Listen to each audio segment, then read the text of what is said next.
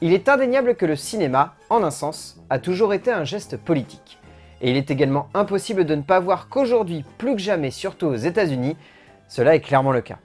Sur le territoire de l'innovation et du divertissement artistique moderne, lors de l'élection présidentielle de 2016, jamais autant d'artistes n'ont donné leur avis, favorable ou non pour un candidat, mais surtout, rarement une aussi grande majorité d'artistes aura crié haut et fort sa défaveur en la venue à la présidence d'un homme qu'il ne voyait pas du meilleur œil. Car en 2016, Donald Trump est arrivé au pouvoir. Et si au début cela sonnait comme une blague, cela est rapidement devenu une réalité qui a bouleversé les mentalités et qui a incité les artistes à se mobiliser contre la venue au pouvoir du milliardaire américain. Celui-ci ayant aidé une partie d'Hollywood dans les années 90 et ayant beaucoup fait pour la télévision de consommation du début des années 2000, on était en droit de se demander ce qui motivait autant d'artistes à refuser son arrivée au pouvoir. Finalement, au fil d'une campagne et d'une possession des médias, on a fini par comprendre que c'était justement cette toute-puissance qui faisait peur, et qui motivait les artistes à refuser de voir cet homme diriger le pays, et donc potentiellement imposer sa vision du monde, son regard sur l'art, aussi intéressant soit-il, et sa manière de concevoir celui-ci. And now they're making Ghostbusters with only women. What's going on? C'est en cela que rapidement, dès lors qu'il est arrivé au pouvoir, de nombreux artistes ont commencé à concevoir des œuvres de cinéma critiques envers l'État américain, mais pas forcément directement dirigées vers Trump, et c'est en cela que la critique et la contre-attaque d'Hollywood est subtile finalement, car elle n'est jamais de tape à l'œil, elle est simplement toujours présente et au cœur de nombreuses œuvres. Cinéastes, acteurs, scénaristes et même producteurs semblent vouloir envoyer un message clair à leur nouveau président. Ne faites pas des erreurs que vous voyez comme un moyen de gouverner notre pays d'une main de fer. La sortie cette semaine de The Secret Man, rappelant les erreurs d'une présidence catastrophique à la tête du gouvernement américain, ne fait que rappeler la polémique entourant les histoires de manipulation et d'écoute qui éclaboussèrent la campagne de Donald Trump en 2016. Et ce n'est qu'un exemple parmi tant d'autres. Le fait qu'Al Gore ait mis en place le projet Une suite qui dérange, même si le film date d'avant la venue de Trump au pouvoir, gagne en impact lorsqu'on en voit que ce qu'il défend a été la première chose que le président a souhaité abolir en arrivant au pouvoir. Et encore une fois, le projet datait d'avant l'arrivée au pouvoir de Donald Trump. Les artistes modèlent et refondent leurs œuvres en fonction de ce que leur pays leur dit.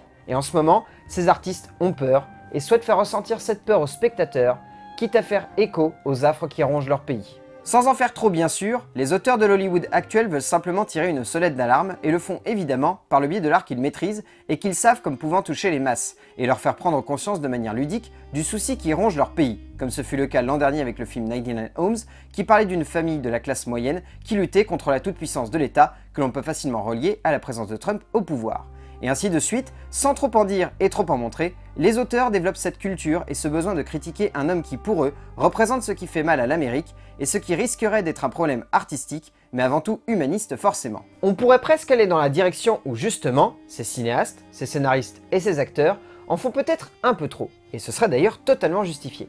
Mais au bout du compte, ces personnages du cinéma vont simplement dans la direction de ce que leur art leur permet d'évoquer et de critiquer. Par exemple, on pourrait évoquer le film de Jonas Cuarón, Desierto, qui allait peut-être dans l'extrême le plus violent, même s'il s'agissait d'un regard justifié sur le souci qu'avait l'Amérique avec ses frontières et avec les Mexicains plus en particulier, mais au final, le film avait tout de même pour finalité d'évoquer un souci de réveil collectif inhérent et important pour l'État américain. C'est là que l'on peut se dire que finalement, si un auteur ou un acteur va parfois parler de manière un peu trop frontale d'un sujet qui le touche, on peut tout de même reconnaître qu'au moins il réussit à en parler et à évoquer ce sujet comme une nécessité à la fois cinématographique, mais avant tout et principalement humaine. Poussant ainsi le spectateur dans un retranchement affectif, où celui-ci se doit de réfléchir et non plus simplement de constater, posant alors une œuvre de cinéma comme un carcan brisant sa zone de confort. Le cinéma a toujours été un art de la critique, un art de la réflexion et de la condition. Une condition qui cherchera à mettre en relief le monde dans lequel l'homme évolue et agit en tant que personnage politique, sociétal ou simplement artistique.